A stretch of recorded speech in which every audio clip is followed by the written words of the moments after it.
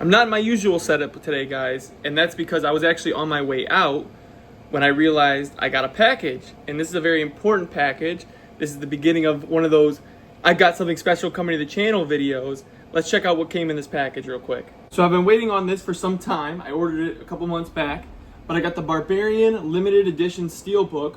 We're gonna be watching this, diving into the bonus features and everything. So I'll let you guys know. I've seen this movie before, I love it, but this is the physical media that a lot of people have been waiting for, including myself. So like I said, I'm gonna watch this, I'm gonna watch the bonus features, and then I'm gonna come back and give a full breakdown of the physical media. This is gonna be like episode 1 of physical media reviews. So what a movie to start with than Barbarian. All right, so I just finished Barbarian. I finished watching it, and we're gonna touch on the disc itself, the design of the steelbook, the special features. We're gonna touch on everything. But before we get into that, I want to talk about how important physical media is, because that's kind of why I started this series. We don't want situations that we're getting like GTA 6, and there have been apparently other games that have done this previously. I didn't even know that until GTA 6, where you get the physical box, like something like this, but then you just get a digital card. Same thing with digital movies. Everything's moving to streaming and things like that, and then they can just take them off. The perfect thing about physical media, and I think games should do this too, honestly, but the reason I like movies in physical media or TV shows in physical media is because when you order something like this, you get this inside of it. Now, you guys can try to claim that code. It's gone. I used it already. You get the digital form as well, most 99% of the time when you do these. So I've never understood the purpose of being like, oh, well, nobody does digital anymore, or nobody does physical anymore, it's all digital. Well, you could pay the same price or a little bit more to get physical and digital. I never understood that. So it is our job as movie fanatics, movie fans, to keep physical media alive, and that's what I'm personally doing. I order a ton of DVDs. I go and get deals and from my local library. They have a used bookstore. So take advantage of that stuff, because it is very important that we keep physical media alive. Otherwise, streaming services are going to control everything, and we're going to own nothing. But let's talk about the Barbarian, like the physical steelbook and everything that is included in it. And let's just take a look at the art real quick. I have been like a huge fan of steelbooks recently. Like, I used to think they were like, now I don't want to say stupid, but I just thought there was no purpose to them. But they look incredible. Like, you get some amazing art across the entire thing. Like, look at the back of that. Like, absolutely beautiful art. Absolutely beautiful art in the front. You get some beautiful looking stuff on the sides. I mean, the steelbooks are great. I love steelbooks. If I can get a movie in a steelbook, that's the goal, and that's what I've been doing recently. Anything that I can get before it sells out, I usually get on pre-order and get the steelbook. This one I almost missed because it sold out so quick. Luckily, they put it back pretty quickly, and I was able to get that deal once again. But yeah, guys, I love these steelbooks. They're so cool. They're so important, and I love them. So let's talk about the movie now. I thought this movie is good. I love this movie. I've seen it before. My second watch, maybe because I knew some of the twists and turns of this, didn't get me as much, but it was still an enjoyable film. Right off the rip, the menu looks incredible. I didn't get a picture of that. Maybe if I can find one online, I'll post it. But the menu looks sick. The music is dope.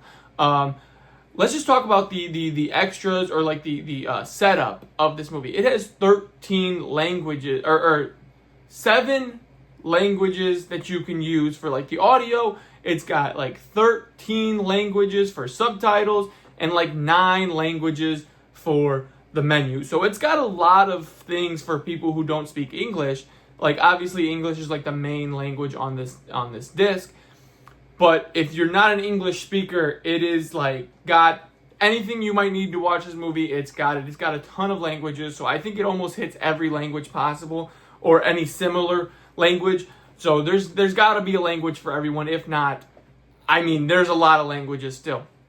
And then in between, while I was watching this movie, I had to go like let my dogs out or whatever I had to do, and I paused it. And some movies have this, some movies don't. This one had a pause bar, and it was like a custom pause bar, and I'll throw a picture up because I did take a picture of that.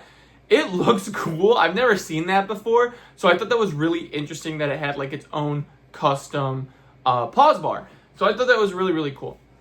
But let's talk about my movie review of this film, and then we'll get into some of the extras and the bonus features and things like that. Diving into this movie, I kept my expectations pretty timid. I was excited to go in and watch this movie. Like I said, I've seen it before, and I kind of walked out with mid reactions to low reactions, and that's not because it's a bad movie. It's just because it wasn't the scenes that got me on the first watch years ago didn't get me this time, just because I was expecting the things, all the twists, all the turns, everything I knew about this movie really didn't hit as hard because I already knew it. But if you haven't seen this movie, it's a very great movie. Like I said, all the twists and turns that come with this movie just didn't get me like they did before. If you don't know what Barbarian is about a young woman in town for a job interview. When she arrives at her Airbnb late at night, only to find that it has been mistakenly double booked and a strange man is already staying there. Against her better judgment, she decides to stay the night anyway. If you enjoy Zach Cregger movies and you enjoy horror movies, this is a movie for you. Yes, Zach Cregger, the same guy who did Weapons. Obviously, this was out before Weapons, but because I'm rewatching it, you get it. He did Weapons, which is also a great movie. Unfortunately, I don't think I got the Steelbook for that. I did get a lot of Steelbooks around that time, but I don't think I got that one, unfortunately. I don't even know if they did one, to be honest with you. But yeah, he also directed that. So 2 great movies under his belt. He's doing Resident Evil in September. So if you enjoy his movies, you enjoy horror movies, that is something that you will get a good grasp out of this movie, as well as like psychological movies. That is like this movie. This has the same kind of elements that Weapons had, because where in Weapons you get like a bunch of people's different stories, you get that same type of thing in this film, where it's like a ton of other people's stories, and then in the end they all come together. And I really like that when it comes to his movies. He does really good at bringing great actors and great stories all together to bring something incredible for a movie, and this is no exception. It does really good at that. So let's talk about some of the pros. It's got some great actors in this. I mean, we've got Justin Long, Georgina Campbell, Bill Skarsgård, and they all do incredible. Georgina Campbell was obviously in Cold Storage, which was early in this year, along with Psycho Killer, which wasn't as good, but not because of her. She did great in that as well. But yeah, like she is a great actor. Justin Long does really good at being a guy that you hate in this movie. Like, he's a terrible person in this movie, and I don't think that's something we normally see from a Justin Long character, and I think he does that pretty well. Like, I hated his character in this film, so that goes to show how good the acting is. And then Bill Skarsgård's character does something really interesting where you want to trust him, but you're also very suspicious of him. So that is just shown by good acting as well. And then, not to mention, like, this movie looks great, even though I'm watching it at home, not in the theater, like I like to watch movies. It still looks really great. The camera work in this movie is really cool. The prosthetics and the physical effects is really good. And just like some of the like on location scenes look great as well. So this movie does really good, and it looks really good. So let's talk about some of the cons. Like I said, I don't know if it's because I've seen this movie before, but some of those twists and turns didn't hit me as hard. So as if you've seen this movie, or this is the first time you've seen this movie, let me know how you think about that. Did these twists and turns really interest you and get you good? And like I said, I think it's because I've seen this movie before. I knew it was coming. I knew it was happening. So unfortunately, like, it didn't get me as well. But also, there was a story element that I did forget that actually shocked me pretty hard. So that was nice. But then, like, a lot of the scenes that are, like, trying to interweave these stories together, when you jump from person to person, it kind of loses steam in the film. And I think that is something that it did bad, where I think maybe he learned how to do that better when it came to Weapons. But yeah, when it jumps from person to person in this movie, it does it very abruptly, and it kind of loses steam in that moment. So I think that was one of the biggest cons, was it losing the steam to try to build it back up. And then, like, especially when it came to Justin Long's character, you built up this weird type of steam where it wasn't, like, super exciting, but it was also an interesting story. And then right when it starts to get good, it kind of loses that steam immediately again. So I think that was a little bit of a struggle when it came to this. And honestly, I do think the cast did have fun. You can kind of see it translated on the screen, how they're all, some of this weird chemistry that they have between each other.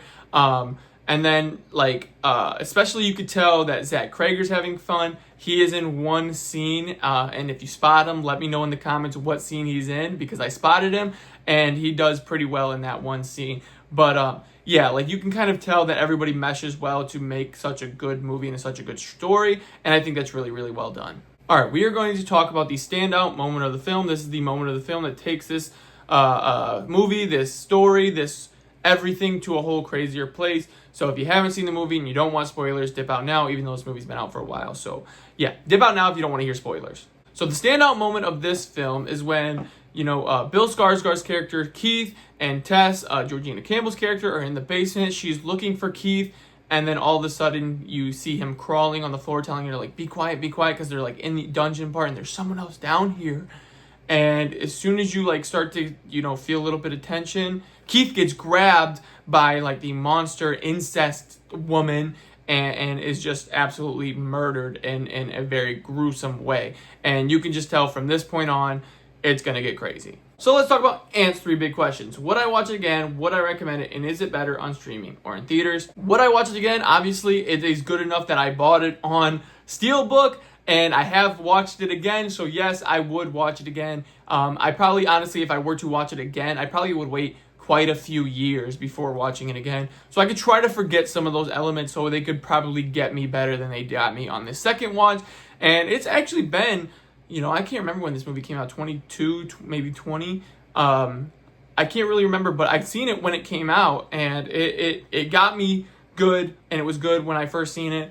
And maybe I'd need to wait a little bit longer before watching it again. But now that I own it, I can watch it whenever I want. So that is the good thing about physical media. Would I recommend it? Absolutely. If you like Zach Cregger, if you like horror movies, this is something that will creep you out, give you the heebie-jeebies, and it's got some genuinely good jump scares that even got me. There's a scene with a tape measure that isn't like a normal jump scare that you weren't really expecting that really got me, actually, even on this second watch. It's not something that you expect out of a horror movie, but this one really got me. So it's actually kind of crazy that this is one of the scenes that got me the most, was this tape measure scene. So let me know if that got you as well. And then, is this going to be better on streaming or in theaters? I'm pretty sure this was never in theaters, I don't think. I think this was only a streaming thing because it was during the COVID era. And so I don't know if we'll ever see this on the big screen, but I would love to watch this on the big screen in a theater. I think it will do great there, but unfortunately I don't think it will ever do that. So it is going to be a solid streaming and at-home movie. And like I said, it looks good even when it is at home. So I definitely recommend checking it out. So with that being said, I gave this film a 4-star review because it has some really good story elements, some really good acting, some really creepy atmosphere and jump scares. But it loses that 1 star because of the loss of steam when it jumps to these abrupt different stories. But that's not saying it's a bad movie. It is a good movie. It just couldn't get that 5 stars or 4.5 because it keeps losing its steam. So now that we've talked about the movie, let's jump into some of the special features, the audio commentary, deleted scenes, and things like that. So it's actually a new day. Yesterday I recorded the movie review, and today I had the time to watch the audio commentary, the deleted scenes. So we're gonna finish this video. That's why I'm in a different shirt and look a little bit rougher. But yeah, so let's talk about the audio commentary. There were a lot of comments that Zach Cregger and I forget his name, but the producer, they were on the audio commentary together. They were doing it together, and I really like some of the aspects that they talk about when it comes to adding scenes, taking away scenes, adding context, when it comes to them doing like screenings and the testing for audiences. So there's a lot of stuff that I wrote down. I have a lot of notes that I want to talk about. So at the beginning of the movie, there are 2 scenes that he talks about. One is when it's really awkward. She's trying to find a hotel, and she only calls one hotel. He originally filmed more scenes of Tess calling more than one hotel just to see that she put some effort into calling hotels. But then he cut it, saying like, oh, you kind of get the gist that it's not, that you don't really need her to call more than one hotel. You kind of understand that she's calling around.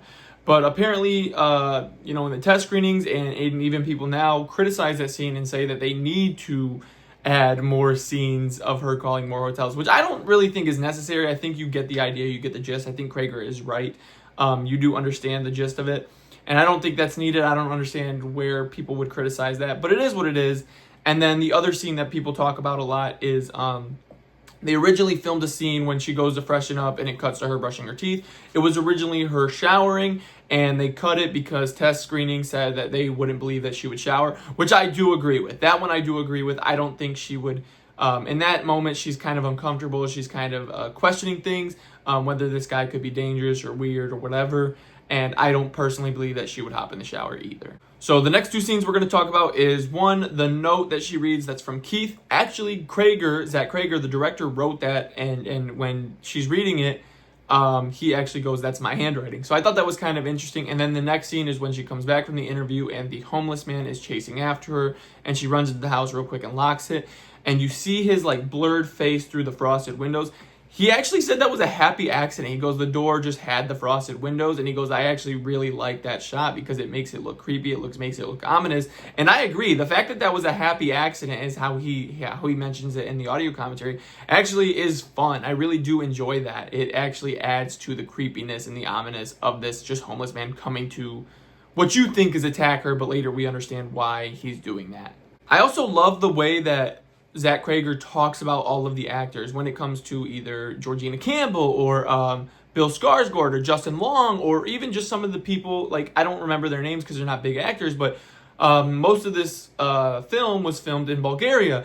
And some of the scenes, like the woman who interviews Tess in the movie is a Bulgarian, just pulled from a local Bulgarian area. The wealth manager that AJ, Justin Long's character, deals with is a local Bulgarian pull for that actor. So I really do love the way he just talks about all his actors across the board. He gives a lot of praise to them, and rightfully so. They all did great in their respective roles, and they do add greatness to this film.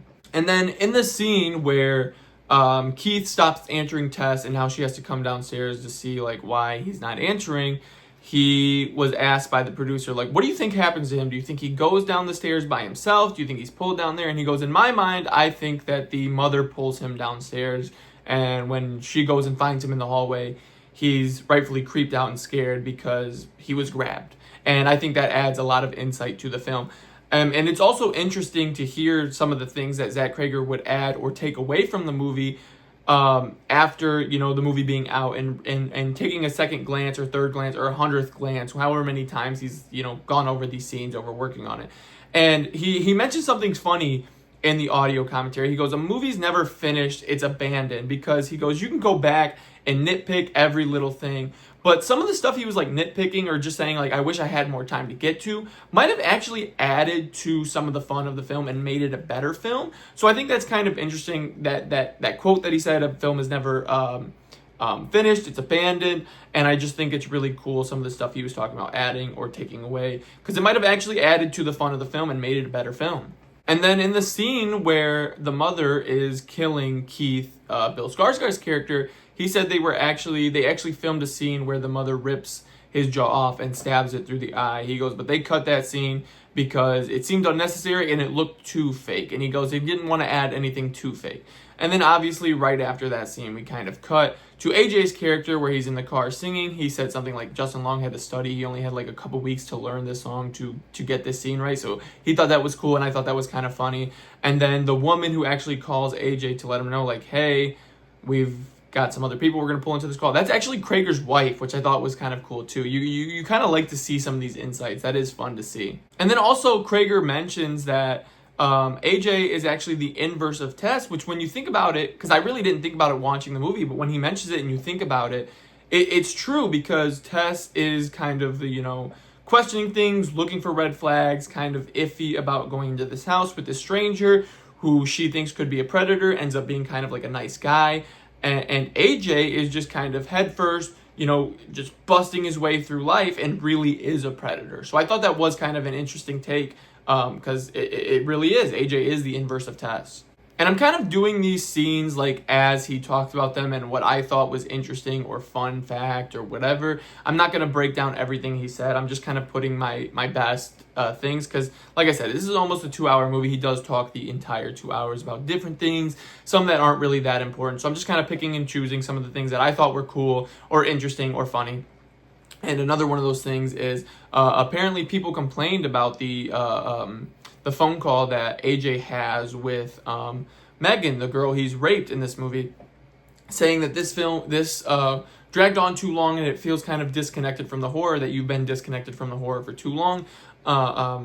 When you're going with AJ. And I do agree, like, that I did say that in my review, that, you know, jumping from scene to scene, you know, going from, you know, Tess and Keith to AJ, then going from AJ to Frank, it does disconnect from the horror and the movie loses steam. So I do agree with that in a sense, but this scene in particular, I don't think takes away, because you kind of need that scene because he's kind of gaslighting her in his fake apology.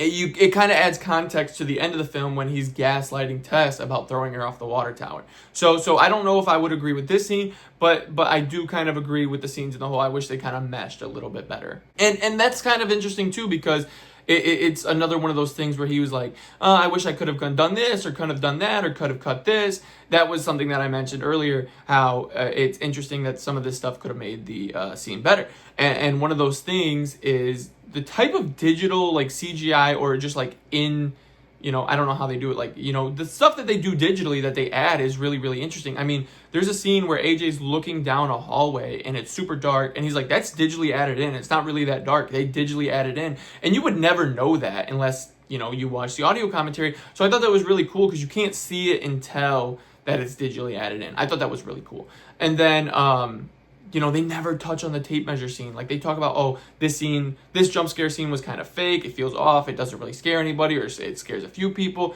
They never touch on the tape measure scene. Maybe I'm the only one who is scared, but that one really got me more than anything else because it's not a scene that you're expecting. It's really not. And then the last three things that I want to touch on in the audio commentary is the producer asks if, you know, they ask you, like, what was in the bottle that they're feeding. He said he assumes, he would say it was rat milk. And the reason he says that, and we'll touch on it when we get to the deleted scenes, is there was originally a scene that they had filmed, and it's in the deleted scenes, and I'll talk about how I feel about this scene, is that the mother chews up a rat because AJ, Justin Long's character, won't latch to her nipple to feed, so she chews on the rat and, like, kind of baby birds it into Justin Long's mouth. And so he said they cut that because it was too disgusting or whatever, but if he were to be asked what was in the bottle, he would assume that it was rat milk. And there's like a chase scene, or like a backing away scene, that the producer relates to Aliens, because he's like, it's really similar to a scene in Aliens. And Zach Crager actually says something, and this is just a fun thing that I thought, because I actually agree with Crager. He's like, I don't really like Aliens that much. He's like, I love James Cameron. He goes, I don't like Aliens. And if you go on my Letterboxd or go on my TikTok, I've made a ranking of all the Alien movies. And Aliens is at one of the bottom. I don't think it's at the bottom, but it's one of the last, like, one of my least favorite Alien movies because it's not enough horror. So I actually agree with him in this aspect that I don't really like Aliens that much. It's not that good of a film, but he was like, it's sacrilegious to say that because a lot of people find that film good. And I actually agree with him. I don't think that's that good of a film, an Alien film especially. And then the last thing I want to say is they agree. When I'm watching the movie and one of the final scenes is the mother jumping off like freaking Superman to save Tess because Justin Long pushes her off the water tower, it looks really goofy. And he's like, I agree. He goes, we tried to tweak it and change it to make it less goofy. He's like, and I kind of wish we would have just like kind of cut this scene out or something and just showed her like jumping or something like that.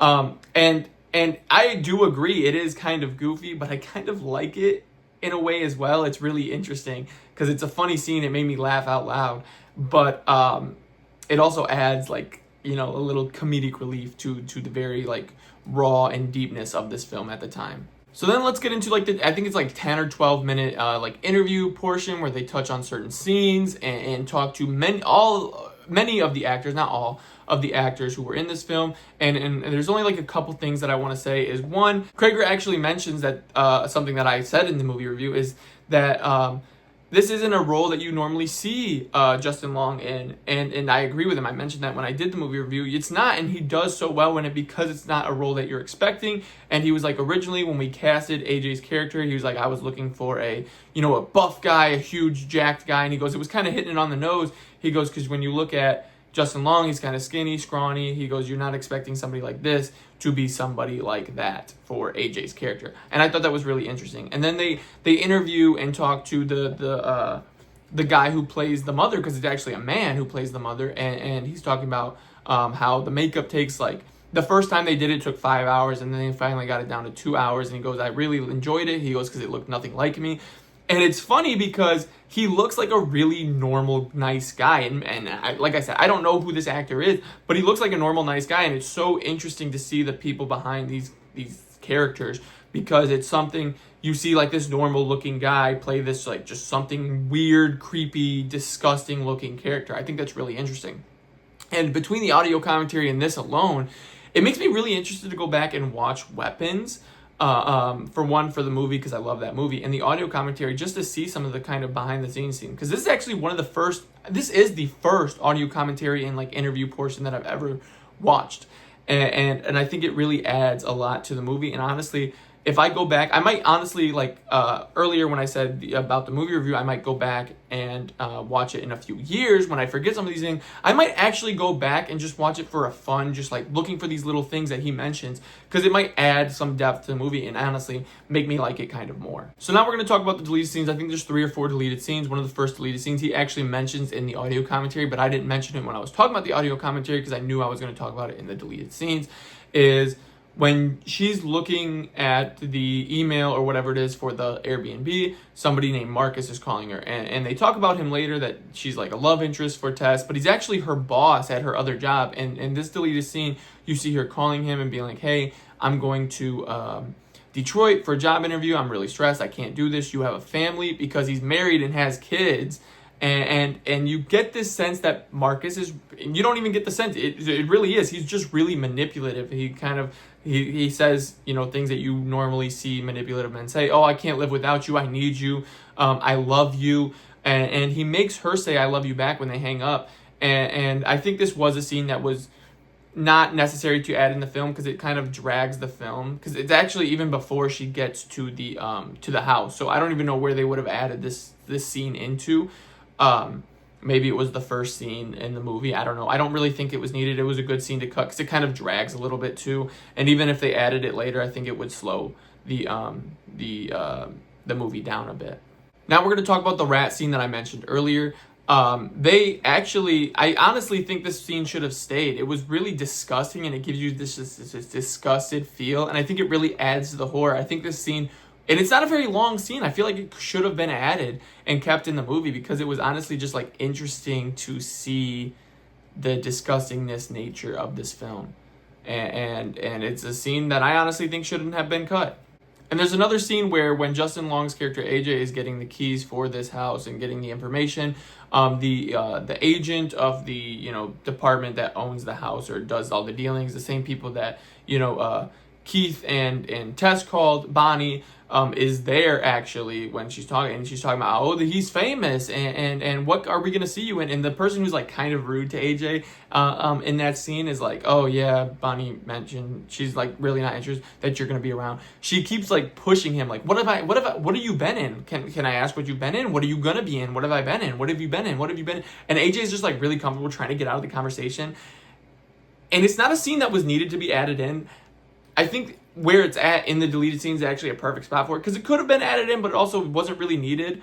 But it's just really fun to see AJ's character kind of uncomfortable, and you don't really see that. He kind of just like makes excuses for the way he acts, and this is like one of the only scenes where you see him uncomfortable.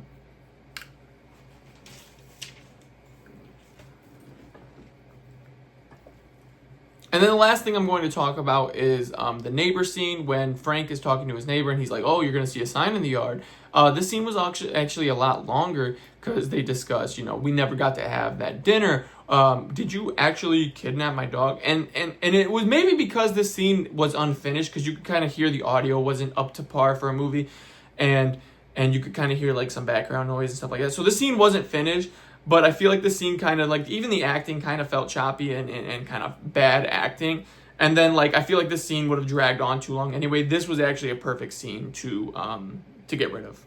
So with that being said, guys, we've rated the movie. We've talked about all the behind the scenes. Let's rate this Steelbook together as a like full-fledged, is it worth it kind of thing. Now, out of 5, I probably would rate this Steelbook a 3.5. The movie is good. Like I said, a 4-star review for the movie. But the Steelbook itself, I really love the colors, the design of the Steelbook. but there's not a lot to the extra scenes and stuff like that. And especially when we've waited for so long for this release, you just don't get enough. I feel like the audio commentary, like I said, is really interesting. The deleted scenes are cool to see, and the little like 12-minute interview is cool, but we've waited so long. I feel like there just should have been a little bit more to it. But still a really fun movie, a really fun audio commentary and everything that is included. I just feel like there should have been a little bit more. Let me know what you guys thought of this video. If you guys want to see me do more physical media reviews, if you want me to go back and watch Weapons and do that, because I actually own that, please let me know down below, and let me know what you thought of Barbarians. Do you own this steelbook or like the physical media version of this? I don't even know if they did anything else other than the steelbook, but let me know. And let me know if you guys want to see me do any other physical media reviews in the future, or anything that I could own in the future or that I own now. Maybe I'll put out a list of things that I own. But with that being said, guys, thank you for tuning in, and I will see you guys in the next video. Peace.